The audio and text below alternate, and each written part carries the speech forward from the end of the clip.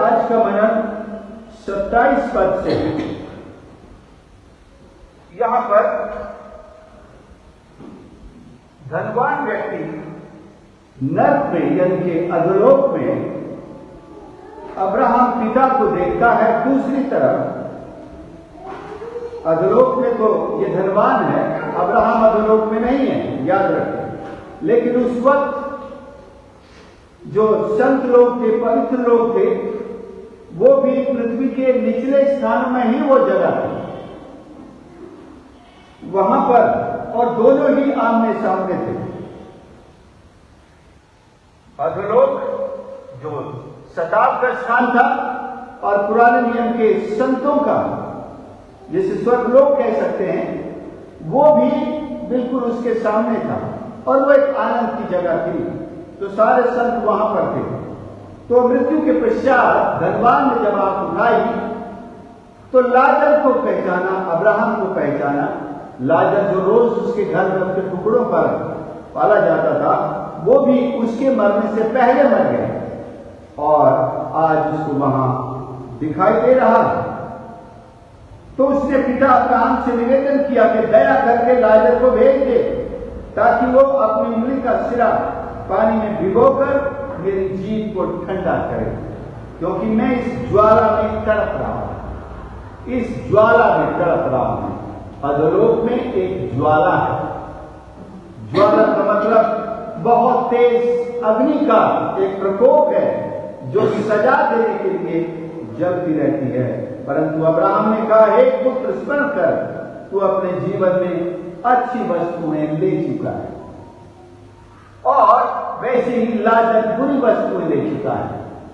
क्या स्वर्ग जाने का कारण केवल यही है कि दुनिया में जिसके साथ बुरे से बुरा हुआ, जो बुरे अनुभव झेल चुका, वो स्वर्ग जाता है? ये कारण नहीं है। या नरक में केवल वे लोग जाते हैं जो केवल इस दुनिया का पूरा मजा ले चुके हैं, सारी आनंद की बातें उन्होंने अपने जीवन में उपभोग कर ली है। क्या वे लोग हैं जिन्हें नरक जाना ही पड़ेगा? बात ऐसी नहीं है। जिन्होंने उद्धार को ठुकराया है, चाहे वो गरीब हो या अमीर हो, वो सब के सब उस नरक की ज्वाला में जाएंगे, ये तय है।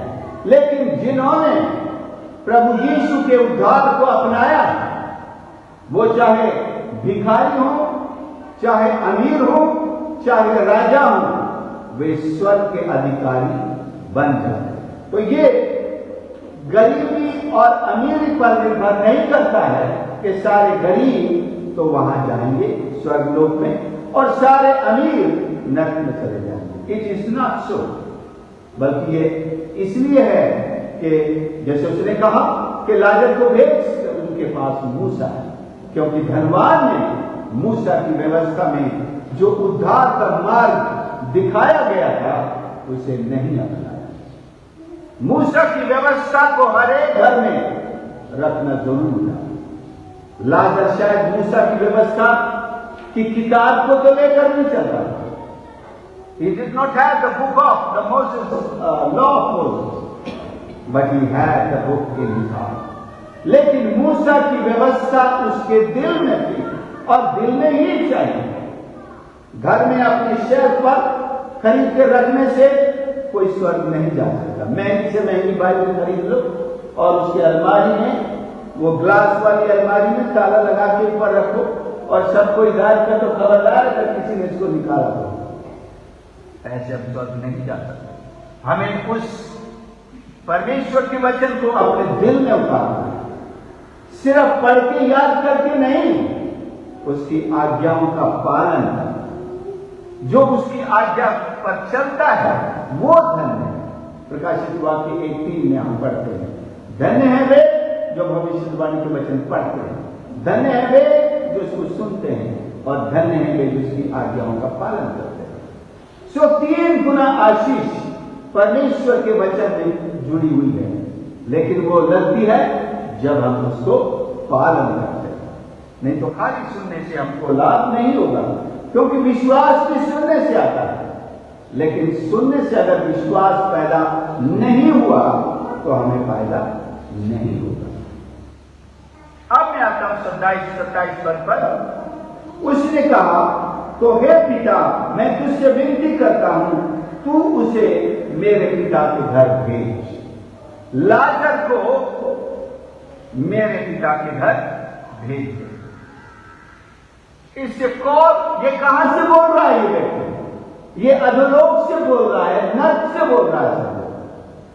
एक नर्क से उसकी पुकार आ रही है कि लाजर को मेरे घर भेज। आगे 28 में लिखा, क्योंकि मेरे 5 भाई हैं, ये जाकर उनके सामने गवाही दे, ऐसा ना हो कि वे भी इस पीड़ा की जगह में आए। लाजर मेरे घर जाकर गवाही दे। लाजर तो आपके घर में गवाही दे के आया है, ना तुमने सुना ना तुम्हारे 5 भाई सुने। 6 भाई हैं, तो 5 भाई पीछे छोड़ दिया है। सबसे बड़ा हो, इसका अधिकार राज करने का, बैंगनी वस्त्र पहनता था, प्रतिदिन सुख विलास और धूमधाम के साथ रहता है। इसके घर में तो रोज मतलब धूमधाम का मतलब है पार्टी जैसा माहौल बना रहता है। और लाजर नाम का कंगाल घावों से भरा हुआ उसकी देवड़ी पर छोड़ दिया जाता था। तो ये कंगाल, ये घायल, ये लाजर, कई बार हम ऐसे लोगों को देख करके एक तरह से अपना न्याय कर देते हैं। देखो बेचारा, ईश्वर ने कैसे इसको सजा दी, जरूर इसने कोई पाप किया है, पापी मनुष्य, तब तो पूरा सिर से पांव तक घावों से भरा। लेकिन हम उसको देख करके कोई शिक्षा नहीं लेते। लेकिन ये इंसान बाहर से तो घावों से भरा हुआ है, और प्रभु यीशु स्वयं इसकी गवाही दे रहे हैं। मुझे इस बात पर भी आश्चर्य होता है कि परमेश्वर कितना करीब से जानता है, उसके बाद भी इस इंसान को घावों में भरा रहने दिया। रोज रोटी के टुकड़ों के लिए दूसरों के ऊपर निर्भर किया। कोई उठा करके लाता हुआ छोड़ जाता है, शायद शाम को फिर कोई ले जाता होगा। वो दिन भर कुछ टुकड़े उनके लिए भी बटोर कर रखता होगा, लो बेटा तुम भी खा लो। परमेश्वर कितना उसको जानता है, उसके बाद भी उसको घावों से चंगा नहीं किया। तो आश्चर्य न करें इस बात। परमेश्वर जिसके जीवन से जिस रूप में महिमा लेना चाहता है, ये उसकी मर्जी है। उसने लाजर से, उसके घावों से भरे हुए जीवन से महिमा ले ली और बाद में उसको ऐसे सुखों में ला करके खड़ा कर दिया जो सुख उससे कभी छीना नहीं।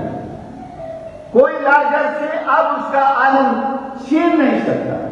लाजर के सबसे छोटी उंगली के पानी में डुबा करके इतने आनंद को भी कोई नहीं दे सकता। लाजर को यहां भेजे, क्यों भेजते भाई? उसी नर्क से निकल के आया है, तो उसे नर्क न बुलाए। लेकिन आज का संदेश इस बात पर है कि नर्क से एक आवाज आ रही है। क्या आप वो लाजर बनेंगे? स्वर्गलोक में जाकर के तो आप लौट नहीं सकेंगे, लेकिन आज जीवित रहते हुए हम सब अपने आप को लाजर समझें और इसी जीवन में अधोलोक में जी रहे लोग जो अभी उस परमानेंट अधोलोक पे नहीं गए, अभी संसार में बड़े धूमधाम के साथ, सुख विलास के साथ अपना जीवन बिता रहे हैं। लेकिन मूसा ने जिस उद्धारकर्ता के बारे में कहा है, व्यवस्था विवरण उसके 8:15 में, 15:8 में, एक मिनट,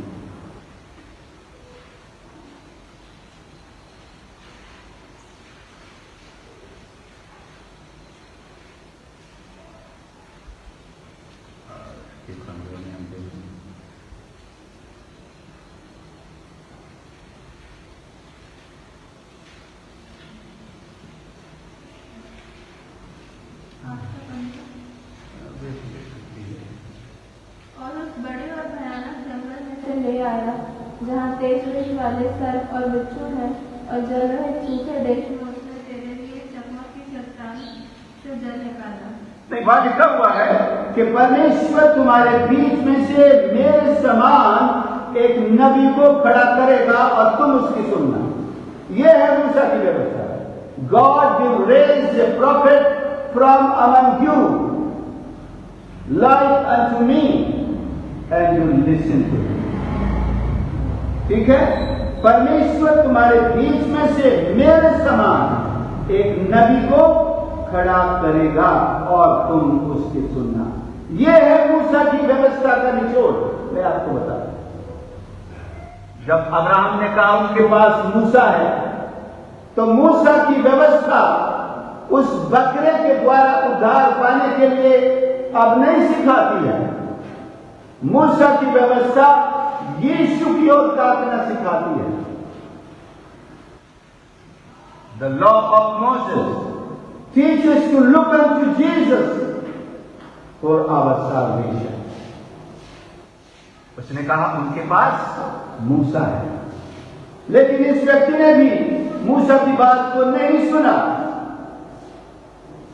और ये यहां क्या कहता है अपनी उसी गवाही, कहीं वे इस पीड़ा की जगह में ना आए। मरने के बाद चिंताएं परिवार के लिए, भाइयों के लिए बढ़ गई। जीवित रहते हुए शायद इसने अपने भाई को अपनी मेज पर बैठकर खाना खिलाया, शायद खाना, लेकिन मरने के बाद सारी बातें वो मेज के सारे अच्छे भोजन भूल गए। केवल एक बात कि इस पीड़ा की जगह मत आना भाइयों। लेकिन मैं कैसे ये आवाज उन तक पहुंचा? उसने कहा लाजर को भेज दे। यहां से तो शायद वो समझ गया संभव नहीं है कि मैं लौट करके जाऊं। कई लोग कहते हैं कि मर गया तो वापिस आ गया और वहां नर्क देख के आया है, सावधान हो जाओ। लेकिन फिर भी लोग ऐसे लोगों की बात नहीं सुनते। यूट्यूब पे ऐसे कई गवाहियां भरी पड़ी हैं, मैंने भी सुनी है कि मर गया था 15 घंटे के लिए, 8 घंटे के लिए, 4 घंटे के लिए, और वहां नर्क के दृश्य उसने देखे और लोगों को अब प्रचार करता फिर रहा है कि भैया तौबा करो। लेकिन फिर भी लोग ध्यान नहीं देते। उसने कहा यदि कोई मुर्दों में से जी उठकर वहां जाएगा तो वो उसकी सुनेंगे। लेकिन अब्राहम ने आखिरी 31 पद में है, धनवान ने कहा अब्राहम ने कि जब वे मूसा भविष्यद्वक्ताओं की नहीं सुनते तो यदि मरे हुए में से कोई जीव भी उठे तो अभी उसकी नहीं सुनेंगे।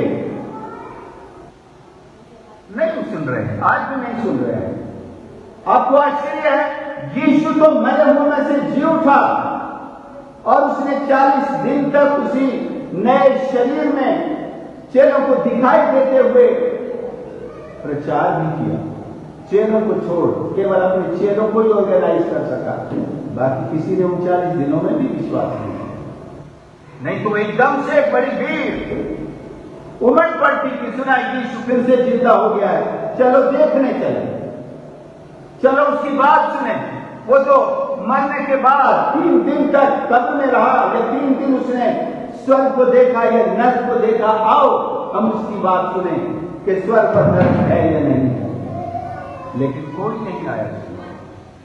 क्या आज कोई रिस्पॉन्स देता है? लेकिन आपकी और मेरी जिम्मेदारी है कि हम वो लाजर बन जाएं जब तक हम जीवित हैं। और हमको तो लाजर से ज्यादा प्रभु ने आशीषें दी हैं, अच्छी सेहत दी है, साधन दिए हैं, हम चल फिर सकते हैं, जा सकते हैं, प्रचार कर सकते हैं, ईश्वर का वचन हमारे पास है। अफसर हैं, लोग हैं, और हमारी सुनते नहीं है। आपकी तो लोग सुनते नहीं। तो लाजर इस शब्द को मैंने उसके स्पेलिंग्स को एनालाइज किया है। तो पहली चीज इसमें है कि लाजर कौन है? वो है ज्योति की संतान, the children of the light. मत्ती 5:14 में से प्रभु ने हम सबको ज्योति बनाया और हम ज्योति की संतान हैं। और हमारी ये जिम्मेदारी है कि हम दुनिया भर में इस संदेश को पहुंचाएं कि उस पीड़ा से बच जाए, उस अग्नि की ज्वाला से बच जाए जो हर एक पापी के लिए परमेश्वर ने तैयार की है। हमारी ये जिम्मेदारी है कि हम ऐसी गवाही दें, ऐसा प्रचार करें। और मूसा की व्यवस्था यही सिखाती है कि उसके समान परमेश्वर ने प्रभु यीशु को खड़ा किया और हमें उसकी सुननी है। दूसरी चीज, एक अब्राहम की संतान, चिल्ड्रन ऑफ अब्राहम। प्रभु यीशु पर विश्वास करने के द्वारा आप और मैं आत्मिक रूप से अब्राहम की संतान माने जाते हैं। There is no doubt about it, there is no theological debate on it. क्योंकि अब्राहम से ही परमेश्वर ने जब ये दो दर्शन दिखाए थे, तेरी संतान रेत के किनकों के समान होगी, जो रेत के किनके कण गिन सकेगा वही तेरी संतान को गिन सकेगा। एक दूसरा दृश्य दिखाया था आसमान में तारे, जो आसमान के तारों को गिन सकेगा वही तेरी संतान को गिन सकेगा। तो तारों का मतलब है आत्मिक संतान, स्पिरिचुअल चिल्ड्रन, और रेत के कणों का मतलब है बायोलॉजिकल संतान। ऐसा विद्वान लोग इसको मानते हैं। तो आप और मैं वो बायोलॉजिकल, वो भी तारों के समान गिने जाएंगे जब वो यीशु को उद्धारकर्ता ग्रहण करेंगे। तो उनकी डबल सिटीजनशिप है। वो बायोलॉजिकली भी अब्राहम की संतान है, और जब वो प्रभु यीशु को उद्धारकर्ता ग्रहण कर लेते हैं तो वो तारों के समान आत्मिक संतान भी है। तो हम तो बायोलॉजिकल नहीं लेकिन आत्मिक रूप से पिता अब्राहम की संतान हैं, और ये बहुत बड़े सौभाग्य की बात है। अब ये हमारी जिम्मेदारी है कि हम परमेश्वर के संतान होने के नाते और फिर बुलाहट प्राप्त करके सेवक होने के नाते इस संसार में जो संसार से चिपके पड़े हैं, जिन्होंने ईश्वर के वचन का इनकार किया है, अब्राहम ने कहा उनके पास मूसा है। मतलब इतनी बात तो थी कि इसके घर में मूसा की व्यवस्था है, उन भाइयों के पास है। अगर मूसा की किताब घर में नहीं है तो भी उनको अवसर है वो जाकर के सुने। ये धनवान का तो इसके पास भी होगी, ये भी खरीद लाया होगा एक कॉपी, या किसी से भी कहा होगा आराधनालय में मुझे इसकी कॉपी बना दो। वहां तो लेकर बैठे रहते थे शास्त्री लोग, जिन्हें कहते हैं, वो बना देते और धनवान लोग खरीद लेते। उसके घर में तो मूसा की व्यवस्था घर में भी थी। अगर नहीं तो परमेश्वर के जो मंदिर हुआ करते थे, जो आराधनालय हुआ करते थे, जो टैबरनेकल्स होते थे, उनमें मूसा की व्यवस्था होती थी। यीशु भी वहीं जाकर के सुनते थे और उसके हाथ में किताब दी जाती थी, वो पढ़ते थे। तो जाए वहां और सुने, और उद्धार का मार्ग वहां सिखाया जाता है। सो अब्राहम की संतान का यह फर्ज है। एक इसमें लिखा एक स्त्री लूका 13:16 में, जो 18 साल से एक बीमारी से पीड़ित थी, लेकिन वो परमेश्वर के भवन में आती रहती है, और वहां एक दिन प्रभु यीशु आ जाते हैं और उनसे वो सबत का दिन था, तो कहते हैं उसको चंगाई देते हैं, उससे सीधी हो जाती है। लोग ऑब्जेक्शन करते हैं, आज तो सबका दिन है, आप काम क्यों करते हैं? कहते हैं अब्राहम की बेटी है जो 18 साल से शैतान के बंधन में थी, आज उसे मुक्त किया गया है। तो प्रभु का दिन, सबका दिन परमेश्वर के लिए है और परमेश्वर की महिमा के लिए है, लोगों की आजादी के लिए है। तो और भी अनेक उदाहरण में कि प्रभु यीशु ने लोगों को अब्राहम की संतान कहकर संबोधित किया और उनके जीवनों में उद्धार की आशीष को जोड़ा। तीसरा जेड शब्द जो है उसे एक जकियस नाम के व्यक्ति को हम लेते हैं, जिसके घर में यीशु ने कहा आज उद्धार है, जो मात्र यीशु को देखना चाहता, धनवान व्यक्ति था। एक धनवान की हम बात कर रहे हैं जो अधोलोक में पड़ा हुआ तड़प रहा है। दूसरा ये धनवान है जिसने समय रहते यीशु को देखने की इच्छा पैदा की और यीशु ने उसको उद्धार की आशीष का दान दे दिया। आज तेरे घर उद्धार था। ये दूसरा धनवान है जिसका जीवन उसी गूलर के पेड़ पर यीशु के द्वारा उसका नाम लेते ही बदल गया और घर में आकर कहता है कि अगर मैंने किसी का लिया हो तो 4 गुना लौटा दूंगा। और विश्वास से उसने ऐसा किया। इसके बाद परमेश्वर के वचन में हमको जक्कई के बारे में कुछ पता नहीं है, लेकिन ऐसा नहीं है, एक पैरेलल हिस्ट्री है जो ये बताती है कि वो भी सेवा करने के लिए निकल गया। शायद मत्ती के साथ उसने भी सेवा की। और या कई लोग कहते हैं जो मत्थायोस है ये वही जक्कई है, नाम बदल दिया हो कुछ भी हो, लेकिन वो भी परमेश्वर का एक मिशनरी बना और परमेश्वर की सेवा करने के लिए निकल गया। हमें स्वर्ग में जाकर पता चलेगा, ढूंढेंगे जक्कई भाई आप बताइए उद्धार पाने के बाद आप क्या करते रहे, तो जरूर आपको चौंकाने वाली बातें उसके जीवन से मिलेगी। उसके पास तो पैसा है, कलम है, मत्ती की तरह वो भी पढ़ा लिखा है, शायद उसने कुछ किताब भी लिखी हो, हम तक नहीं पहुंच पाई है, तो भी उसने सेवा जरूर की है। उसके दिल पर लिखी हुई उसकी किताबें जो उद्धार पाकर वहां पहुंचेंगे वो लोग हमसे मुलाकात करेंगे। सो उसी नच से बचाया हुआ एक ये धनवान है, लेकिन उस धनवान की जिंदगी में लाजर लिखा है रोज उसके द्वार पर छोड़ दिया जाता था, देवड़ी पर छोड़ दिया जाता था, लिखा है लाजर नाम का एक कंगाल घाव से भरा उसकी देवड़ी पर छोड़ दिया जाता था, रोज छोड़ दिया जाता था।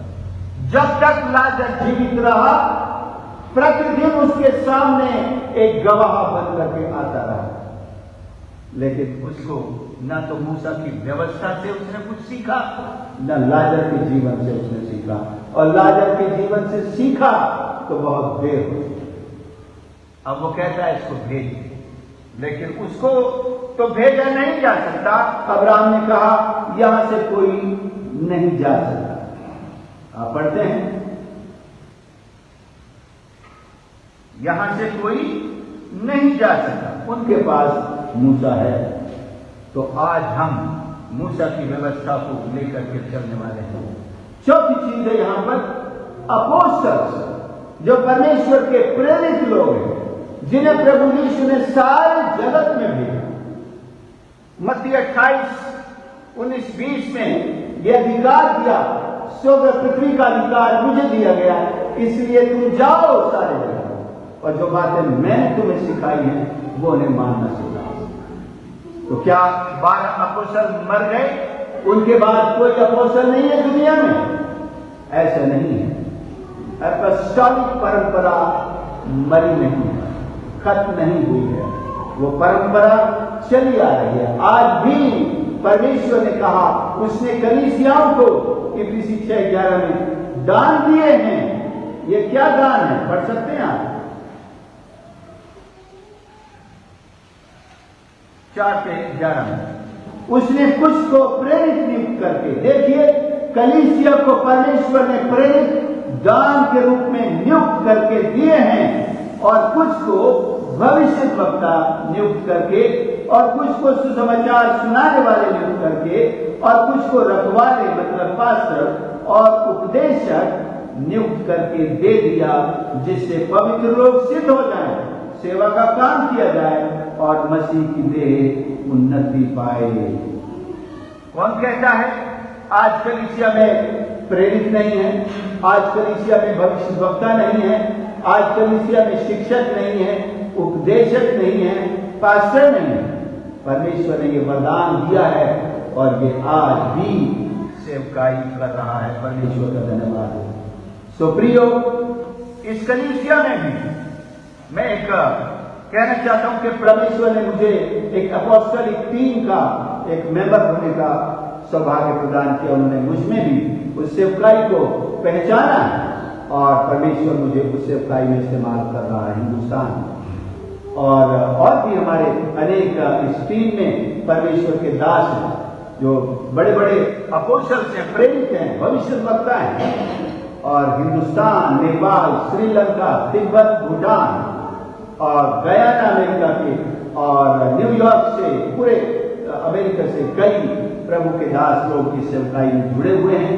और अब साल में एक बार 4 दिन के लिए एक कॉन्फ्रेंस में भी जमा होते हैं। इस साल हमारी कॉन्फ्रेंस गोवा में अगस्त 21, 22, 23, 24 को।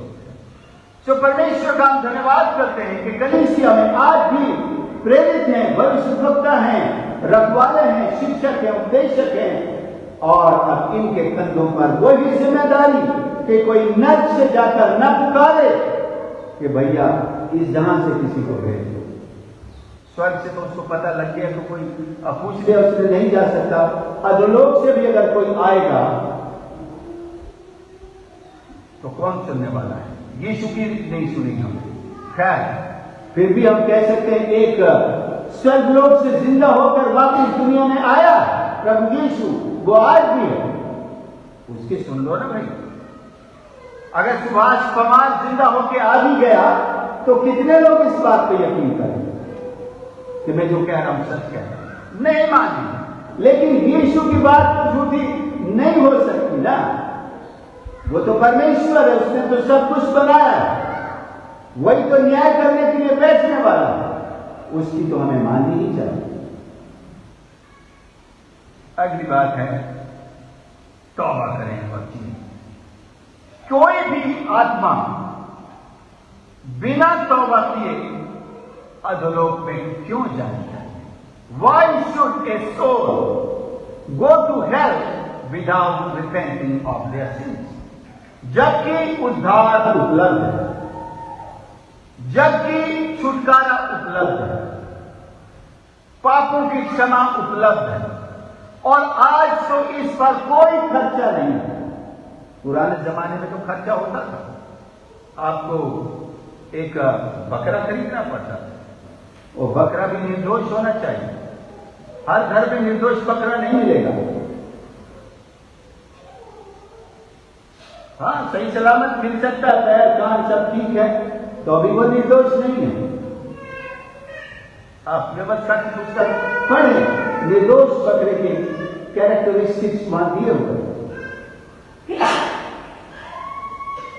1 किलो मटन खरीद नहीं सकते हम, 20 किलो का 30 किलो का बकरा कहां से खरीद पाएंगे? 600 रुपये किलो। अगर 20 किलो का भी बकरा है, कितने हजारों का हो गया? 18-20 हजार का बकरा खरीद लिया, बलि करने के लिए जाएंगे। उद्धार कितना महंगा हो गया है सोचें। लेकिन प्रभु यीशु जो हमारा मेमना है, जो एक बार हमेशा के लिए सारे जगत के लिए बलि हुआ है, और उसका लहू सूखा नहीं है प्रिय, याद रखें। मेमने का लहू तो जल्दी सूख जाता है और बचाने भी लगेगा, but the blood of Jesus is always fresh. और वेदी पर चढ़ाया गया, आपको मुझको केवल विश्वास करना है, लेकिन उससे पहले अपने पापों से तौबा। जो बकरा लाते थे वो भी बकरे के ऊपर अपना हाथ रखकर कहते थे हमारे सारे गुनाह इस पर रखते थे, उसके बाद उस बकरे को बलि किया जाता। आइए अपने सारे गुनाहों को यदि आज तक उस मेमने के ऊपर आपने नहीं रखे हैं तो रख दीजिए, जो बलि हो चुका है, जिसका लहू हमें सारे पापों से शुद्ध करता है। एक और बात कि इस संसार के शैतान ने लोगों की आंखों को अंधा बना रखा है। 2 कुरिन्थियों 4:4 में, 2 कुरिन्थियों 4:4 और उन अविश्वासियों के लिए उनकी बुद्धि संसार की ईश्वर ने आंखें कर दी है, ताकि मसीह जो परमेश्वर का प्रतिरूप है अपने तेजों में समाचार का प्रकाश उन पर चमकाए। उन पर प्रकाश ही न चमकने दे। इस संसार के कौन है? इस संसार का ईश्वर। शैतान भी ईश्वर बन के बैठा हुआ है, और लोग ईश्वर मानते हैं उसको, और वो कई रूपों में उनको हर देश में वो लोकलाइज हो चुका है, मोहलाइज हो चुका है। हर मोहल्ले का भी एक देवता है, हर मोहल्ले का भी एक अलग ईश्वर होता है। तो शैतान ने अपने आप को इस तरह से व्यापक रूप में ढाल लिया है कि अंधे भक्तों को लगता है ये तो हमारे मोहल्ले का ईश्वर है, ये तो हमारे समाज का ईश्वर है। हिंदुस्तान में तो समाजों के अलग अलग ईश्वर है।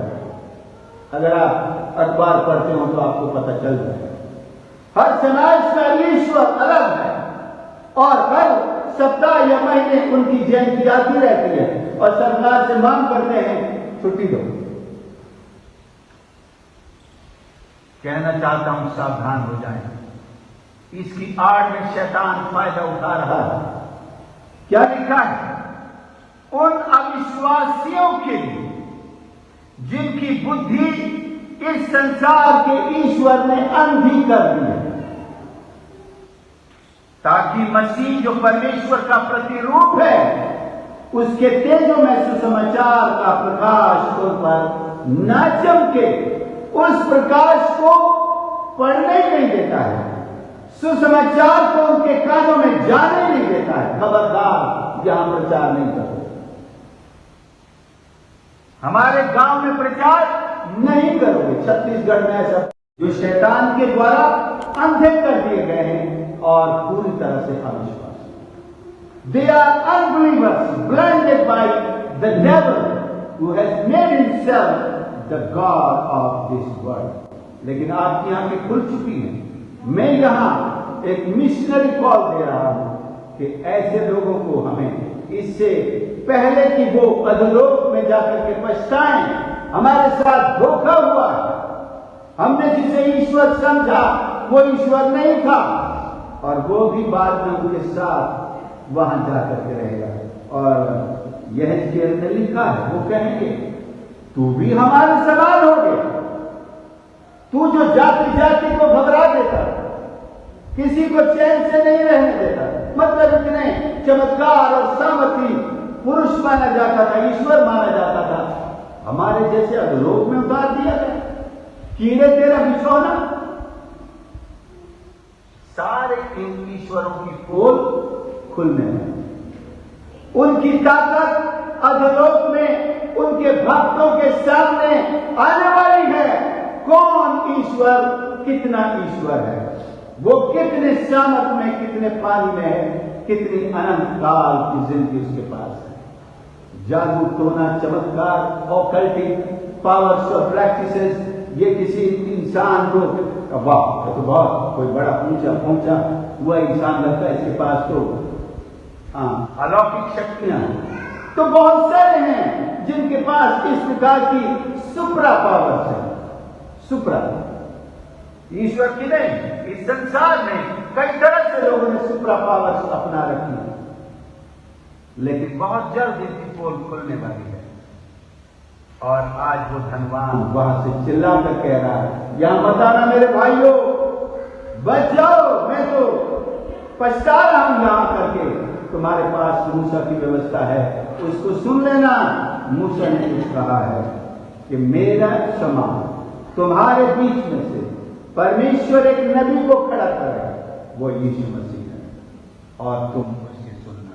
आज यीशु मसीह हमसे कह रहा है, हम उसकी सुने। आखिरी बात है, 7वीं बात है, रोमियो 3 और 11 कि परमेश्वर सबसे ये निवेदन करता है, लेकिन निचोड़ इस बात का यहां पर बताता है, कोई नहीं, एक भी नहीं, कोई समझदार नहीं, कोई परमेश्वर का खोजने वाला नहीं, सब भटक गए, सब के सब निकम्मे बन गए, कोई भलाई करने वाला नहीं, एक भी नहीं। तो यहां क्या कहता है? परमेश्वर को खोजो, सीक द लॉर्ड। यशायाह में भी लिखा है, seek God while he yet he may be found. जब तक यहोवा मिल सकता है उसकी खोज में रहो। आज आपको और मुझको ये प्रचार करना है। आपको ईश्वर ने एक मिशनरी बनाया, आप इस मिशनरी कलीसिया के विश्वासी हैं, एक मिशनरी विश्वासी हैं। मैं आपको याद दिला दूं, you are a missionary believer.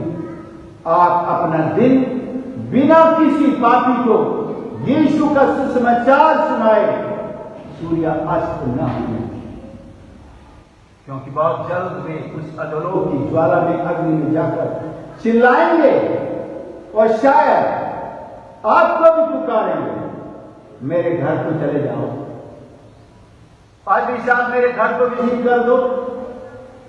क्योंकि पादरी साहब तो आपके घर में कई बार विजिट पे आए, लेकिन आपने सुसमाचार प्रचार नहीं किया। आप तो चाय पी के, शरबत पी के और काजू और बादाम खा के चले गए।